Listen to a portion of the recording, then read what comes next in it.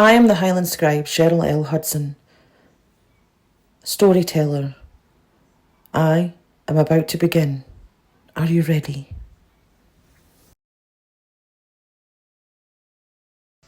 I am the Highland Scribe, scribe to the stones, to the winds, to the bloodlines that walk unseen. Come closer, closer still. The fire's warm, but this tale tonight, this tale runs wild. There are roads in the Highlands that have forgotten their names. Paths worn thin, not by feet, by stories. Whispers that cling to the hills like the mist, ancient, patient, waiting to be heard. Ask any old crofter or hill walker, and they'll tell you the land remembers. And in the quiet corners of this wild country, some memories walk. So sit yourself down, child of the glen, light the fires, pour the whiskey, and listen well. For this tale isn't one you will find in books, nor ballads. It's passed from voice to voice, fire to fire, a tale of love that defied death, and a ghost who cannot rest. And should you ever find yourself alone, walking in the Highlands, beneath a weeping sky, remember the name Callum Fraser, and pray you never see the green light in the fog. Callum Fraser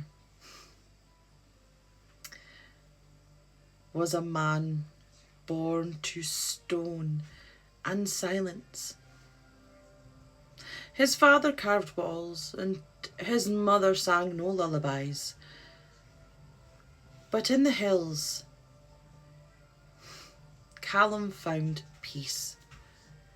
And in the healer's daughter, Callum found everything else. Mary McInnes. She had hair as dark as moss that clings to the lochside stones, and a laugh, well, a laugh that made winter feel shorter. Where Callum was quiet, she was a fire. She would wander the moors barefoot, gathering herbs and curses, and Callum would follow, not out of need, but because wherever she went, the world would seem just that little bit brighter. They'd met by the loch, where the reeds whispered secrets only they could hear. They carved their names in the bark of a rowan tree, sealing vows with a kiss and a stone ring that Callum had shaped with his own hands. They'd planned their wedding for spring, and everything was ready. The village danced at Baltane, raising their cups to the young lovers. Mary stitched her dress by moonlight, and Callum built a cottage by the burn, each stone laid with care. But happiness is fragile, and fate fickle. It was late in the season, when the winds turned spiteful and the sky never cleared.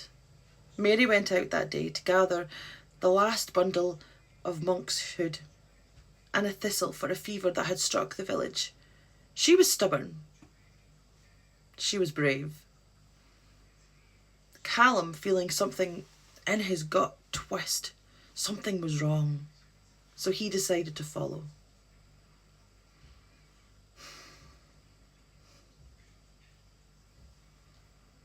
The cliffs above the loch were slick with rain.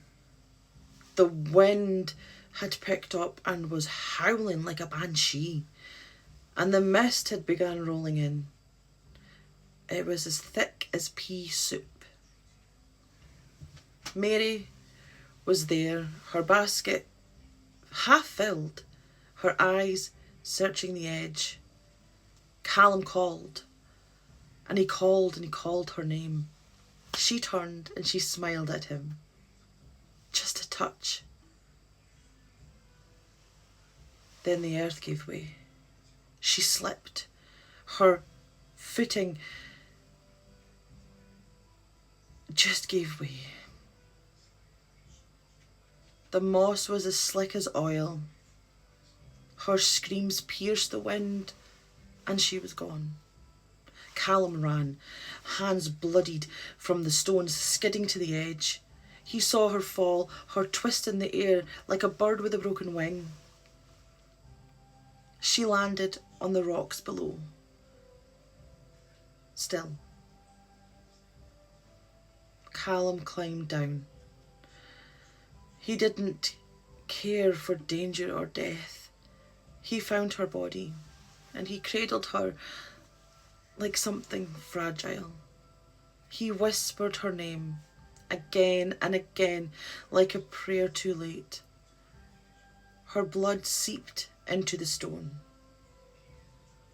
and something in him broke. He carried her down to the loch, not speaking, not crying, just walking. As if somehow he could rewrite the story by sheer will. He sat by the water until the stars turned grey. Then he walked into the mist.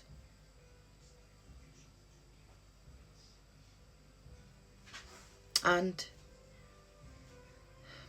he was never seen again.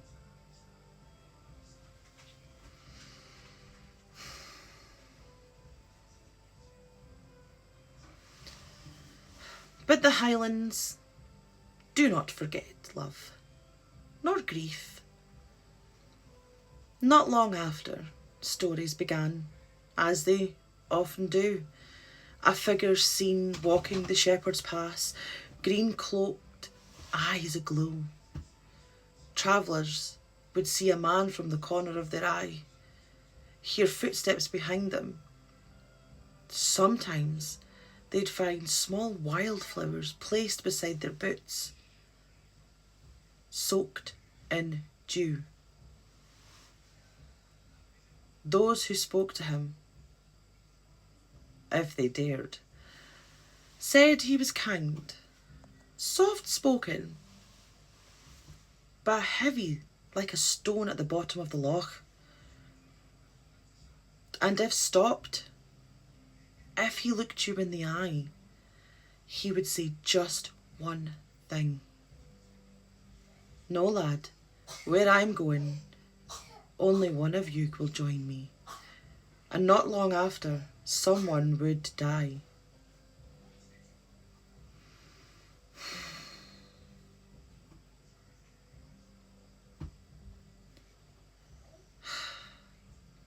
It was 10 years since that fateful night, and James and Donald Stewart began their journeys. The two brothers took the same path. James was a hunter and a man of reason. Donald, his younger brother, full of stories and laughter.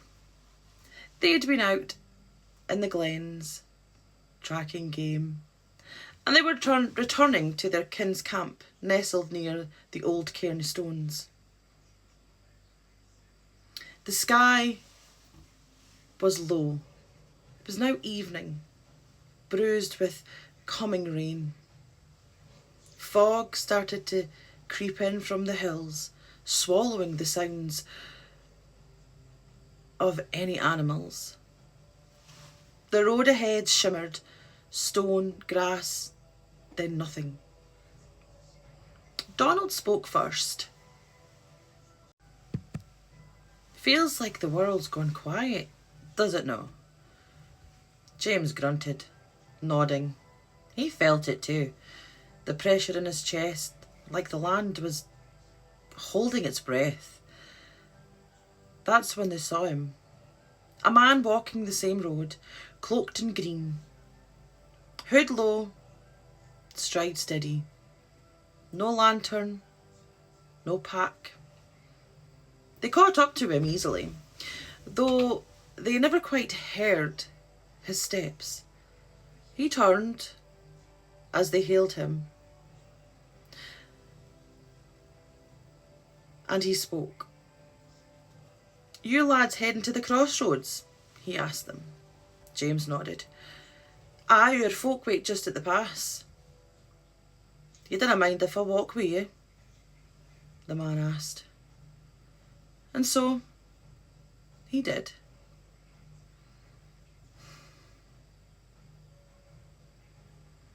They walked in silence.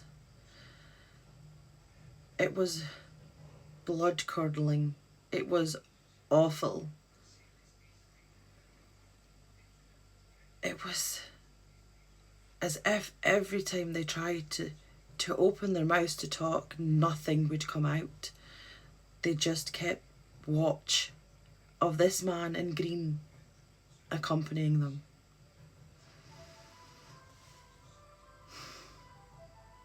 Eventually, Donald tried once or twice again to spark up a tale or to tell a joke, but the man, Callum, just listened. Now and then he'd hum a tune neither of them recognised. Something old, something sad. The path widened and a small cairn marked the split, left towards the wild glens, right towards the kin camp, and the warmth of firelight. Callum stopped. The brothers turned. James raised a brow. "Well then, will you come along? There's meat and drink where we're headed to." The man's eyes gleamed with that strange spectral green. "Nay, lads," he said, voice as quiet as snowfall.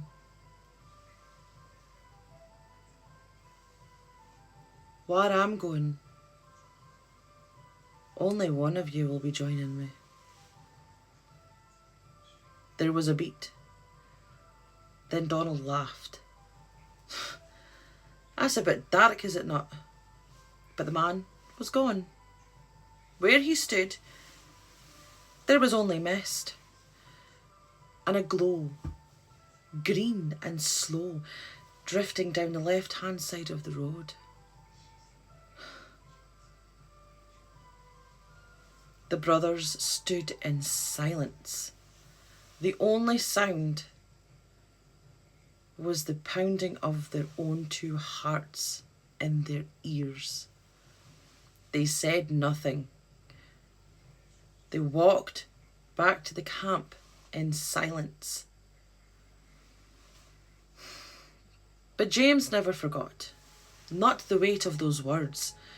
Not the way that the light faded like breath on glass. It started 3 months later. Donald took ill. It started with just a cough, then a fever, then the dreams. He'd wake gasping, whispering of cliffs and broken bodies, of a woman weeping in the dark. James brought healers. None of them could explain it. None of them could stop it. By the next time, it was a full moon. Donald was gone. James buried him near the rowan tree where they used to play as boys.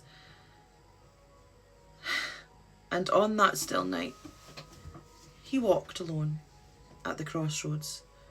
He waited, and though the mist thickened, no one came. Now, the story lives on, passed from fire to fire, father to child, Highlander to Highlander. They say the green ghost walks still. Callum lost the love of his life, bound by grief, searching endlessly for Mary. And when he finds company on the road, he'll walk beside them, silent and sorrowful, until the path splits. Then he chooses. Sometimes he says nothing. Sometimes he offers only that quiet, dreadful promise. Only one of you will be joining me.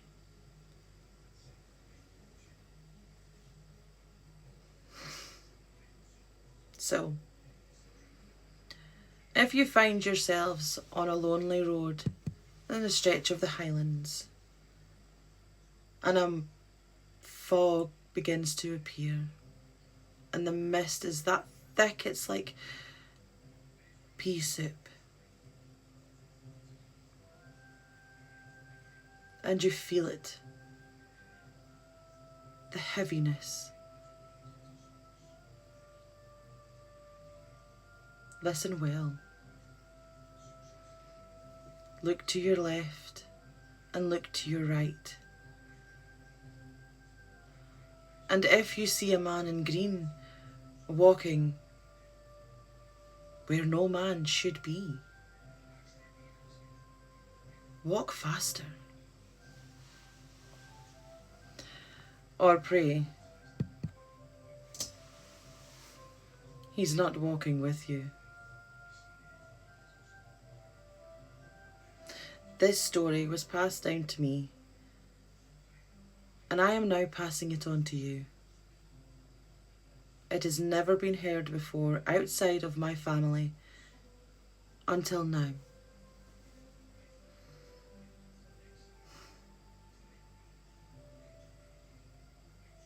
I am the Highland Scribe, scribe to the stones, to the winds, to the bloodlines that walk unseen. Until next time, I bid you a good night.